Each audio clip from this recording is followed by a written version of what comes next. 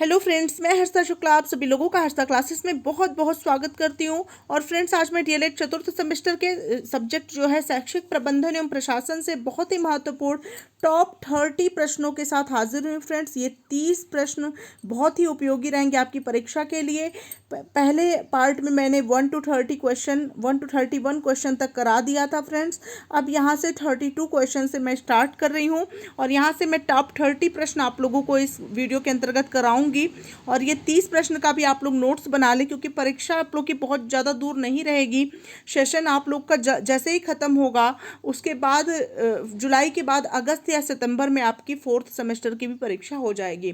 तो बिल्कुल फ्रेंड्स, आप लोग बिल्कुल तैयारी में जुटे रहें, बिल्कुल लापरवाही मत करें। हर्षा क्लासेस पे नए हैं तो बिल्कुल चैनल को सब्सक्राइब करना, अपने सभी दोस्तों को शेयर करना ना भूलें।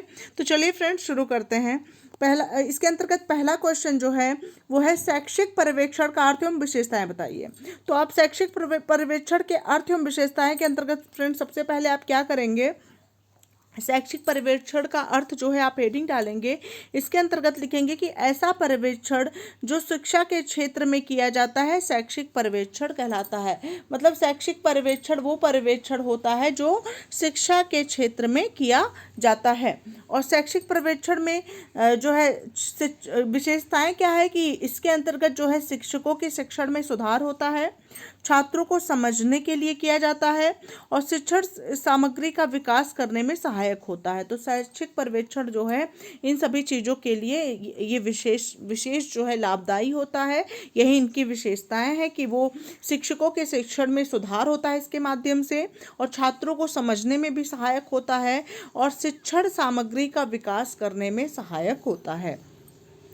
नेक्स्ट क्वेश्चन नंबर 2 पर आते हैं फ्रेंड्स। प्रधानाध्यापक के 2 मुख्य कार्यों का उल्लेख कीजिए। तो पहली तो उसका कार्य है, प्रधानाध्यापक के कार्य, सबसे पहला कार्य होता है कि शिक्षण कार्यों की व्यवस्था करना, मैनेजमेंट करना और उसका संचालन करना, ठीक है। और दूसरा कार्य है कि विद्यालय के कार्यों का जो है मूल्यांकन करना, या कह सकते हैं पर्यवेक्षण करना। मतलब विद्यालय के कार्यों का पर्यवेक्षण करना मतलब देखना कि किस तरह से कार्य हो रहा है विद्यालय में, तो उसका पर्यवेक्षण करना। ये सभी 2 कार्य होते हैं।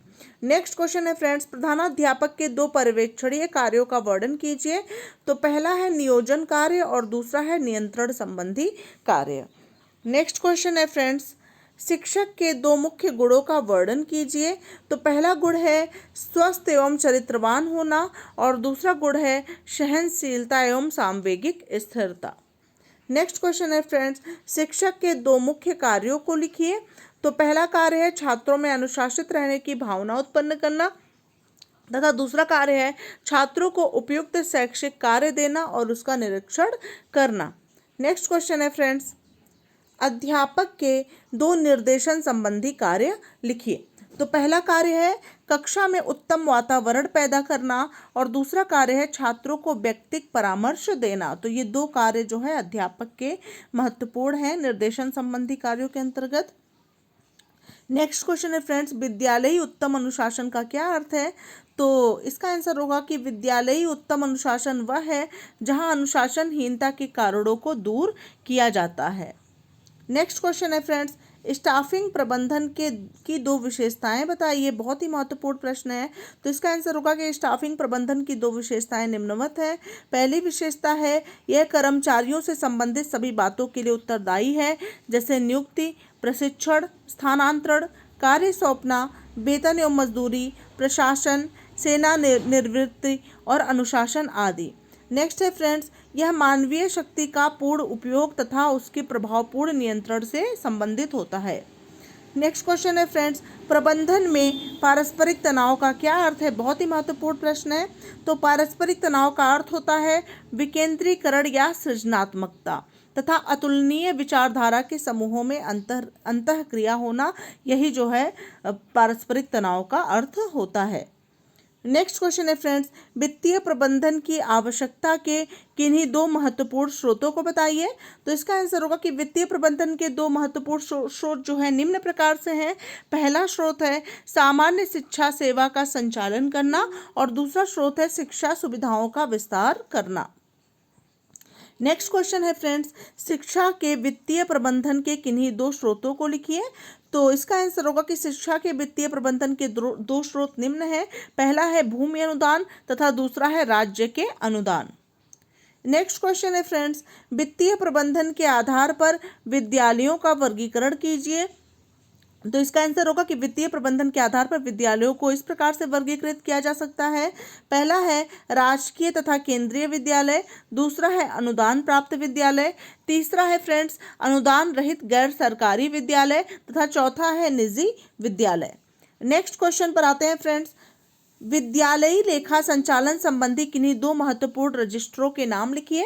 तो इसके आंसर में लिखेंगे कि विद्यालयी लेखा संबंधी जो है दो महत्वपूर्ण रजिस्टर है, मतलब विद्यालयी लेखा संचालन संबंधी जो है दो महत्वपूर्ण रजिस्टरों के नाम में लिख सकते हैं कि पहला है आपका वेतन अदायगी रजिस्टर और दूसरा है संकलित शुल्क रजिस्टर।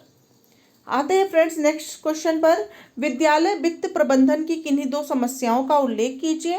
तो इसके आंसर में लिखेंगे कि विद्यालय वित्त प्रबंधन की दो प्रमुख समस्याएं हैं। पहली समस्या है वित्तीय प्रबंधन में सीमित स्वतंत्रता जो है, और दूसरा है वित्तीय अनुभव की कमी की समस्या। तो वित्तीय प्रबंधन में सीमित स्वतंत्रता, ठीक है, और दूसरा है वित्तीय अनुभव की कमी की समस्या, मतलब वित्तीय संबंधी अनुभव की कमी की समस्या।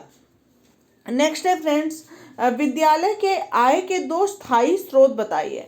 तो दो स्थायी स्रोत क्या होते हैं विद्यालय की आय के? पहला है फ्रेंड्स वित्तीय सहायता और दूसरा है छात्र शुल्क।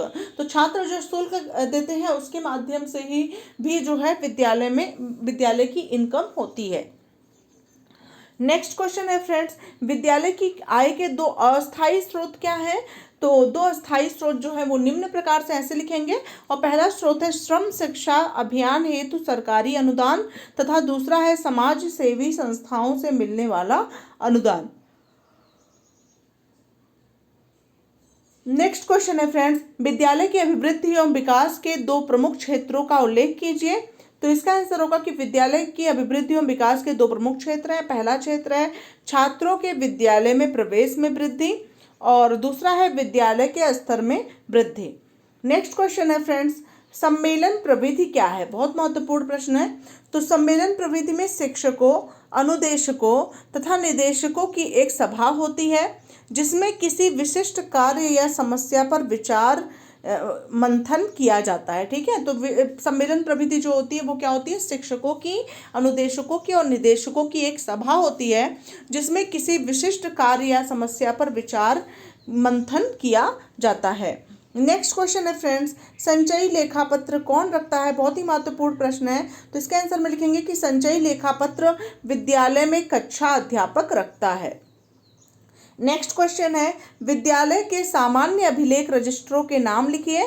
तो सामान्य अभिलेख रजिस्टरों के नाम है, पहला है पत्र प्राप्ति पंजिका, दूसरी है पत्र प्रेषण पंजिका तथा तीसरी है फ्रेंड्स पत्रवाहक पंजिका और निरीक्षण पुस्तिका। नेक्स्ट क्वेश्चन है फ्रेंड्स, वर्तमान शिक्षा प्रणाली के दो मुख्य दोष लिखिए। तो इसका आंसर होगा कि वर्तमान शिक्षा प्रणाली के दो मुख्य दोष निम्न प्रकार से हैं। पहला दोष है उद्देश्यहीनता तथा दूसरा दोष है छात्र के समुचित ज्ञान का परीक्षण नहीं। नेक्स्ट क्वेश्चन है, वर्तमान परीक्षा पद्धति के सुधार के दो सुझाव दीजिए। तो इसका आंसर होगा कि वर्तमान परीक्षा पद्धति के सुझाव के दो सुझाव निम्न प्रकार से हैं। पहला सुझाव है बाह्य परीक्षाओं की संख्या में कमी होनी चाहिए तथा दूसरा सुझाव है अंकों के स्थान पर ग्रेड विधि को अपनाया जाना चाहिए। नेक्स्ट क्वेश्चन है फ्रेंड्स, नवीन परीक्षा प्रणाली किसे कहते हैं? तो इसका आंसर होगा कि वस्तुनिष्ठ परीक्षा प्रणाली को नवीन परीक्षा प्रणाली कहते हैं। जो ऑब्जेक्टिव टाइप की एग्जामिनेशन होते हैं उन्हीं को नवीन परीक्षा प्रणाली कहा जाता है। नेक्स्ट क्वेश्चन है फ्रेंड्स, शिक्षा प्रबंधन के प्रमुख आयामों का उल्लेख कीजिए। तो इसके आंसर में होगा कि शिक्षा प्रबंधन के प्रमुख आयाम है, पहला आयाम है मानव शक्ति आयाम, दूसरा है सामाजिक मांग आयाम, तीसरा है विनियोग आयाम तथा चौथा है सामाजिक न्याय आयाम। नेक्स्ट क्वेश्चन है फ्रेंड्स, मानव शक्ति आयाम का अर्थ क्या होगा? तो लिखिए तो इसके अंतर्गत होगा कि मानव शक्ति आयाम को मानवीय स्रोतों के विकास का आयाम कहते हैं। ध्यान दीजिएगा, मानव शक्ति आयाम को जो है मानवीय स्रोतों के विकास का आयाम कहते हैं। प्रत्येक तंत्र को प्रभावी ढंग से संचालित करने के लिए शिक्षित तथा प्रशिक्षित व्यक्तियों की आवश्यकता होती है।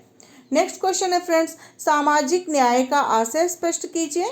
तो इसके आंसर में होगा कि सामाजिक न्याय का आशय है सभी को शिक्षा ग्रहण करने का सफल अवसर प्रदान किए जाए। तो मतलब सामाजिक न्याय का आशय है कि सभी को शिक्षा ग्रहण करने के सफल अवसर प्रदान किए जाए। नेक्स्ट क्वेश्चन है फ्रेंड्स, संस्थागत नियोजन के दो मुख्य उद्देश्य बताइए। तो इसके आंसर में होगा कि संस्थागत नियोजन के दो मुख्य उद्देश्य है। पहला है संस्था का बहुमुखी विकास तथा प्रगति, तथा दूसरा है संस्थागत एवं राष्ट्रीय उद्देश्यों में समन्वय। नेक्स्ट क्वेश्चन है फ्रेंड्स, संस्थागत नियोजन के दो प्रमुख साधनों का उल्लेख कीजिए। तो संस्थागत नियोजन के दो प्रमुख सिद्धांतों का उल्लेख कीजिए। तो सिद्धांत निम्न है, पहला है सहयोग का सिद्धांत तथा दूसरा है लचीलेपन का सिद्धांत। तो ये रहे फ्रेंड्स टॉप 30 बहुत ही ज्यादा महत्वपूर्ण परीक्षा उपयोगी प्रश्न। अगर आप लोग को मेरा प्रयास अच्छा लगा हो तो वीडियो को ढेर सारा लाइक और ढेर सारा शेयर जरूर करेंगे, और अगर आप लोग चैनल पर नए हैं तो बेहतरीन प्रिपरेशन के लिए चैनल को सब्सक्राइब जरूर करेंगे। मिलते हैं नेक्स्ट वीडियो के साथ, तब तक के लिए thank you so much friends, thanks for watching my video.